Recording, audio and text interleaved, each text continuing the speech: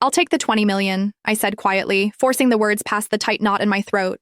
Once the money is transferred, I'll remove myself from Dorian's life completely. You have 5 days. My tone was calm, but my fingers were shaking so badly I had to grip the phone with both hands. A sharp, victorious laugh burst through the speaker. Vivian sounded pleased, almost celebratory. So you finally understood your position, she replied. Excellent. I'll see that everything is arranged, Camille. Just remember our deal. Stay out of my son's sight forever. I don't want you anywhere near him again. She ended the call before I could respond.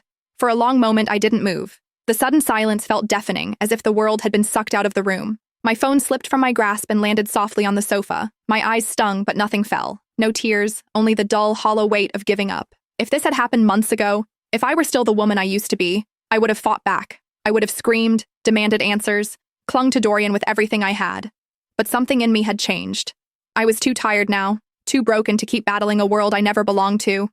I shut my eyes and released a shaky breath. This wasn't how our story was meant to end.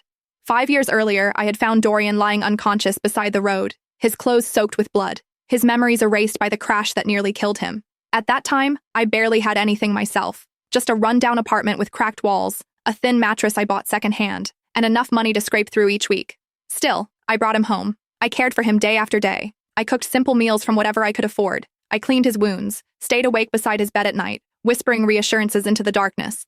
When he finally woke, disoriented and afraid, I forced a smile through my tears and told him, "You're not alone anymore. You're with me."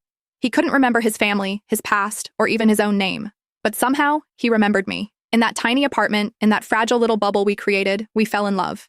It wasn't grand or glamorous. It was raw, imperfect, real. He worked tirelessly, taking every odd job he could find, saving each dollar. At night, he'd hold my hand and murmur, "One day, Camille, I'll make sure you never have to struggle again. I'll give you everything." And eventually, he did. Because the truth came crashing back into our lives.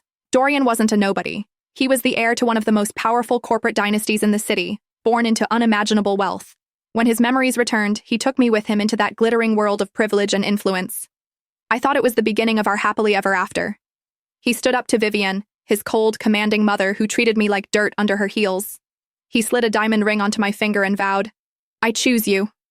Always. You're my home, Camille." But fairy tales don't last. Then Yvette came back. His first love. The woman who belonged effortlessly to his world. Beautiful, elegant, connected. Everything I wasn't. She returned as if she had never left, and little by little, I felt myself fading into the background. He forgot our 6th anniversary. I waited in the penthouse, dinner growing cold in front of me,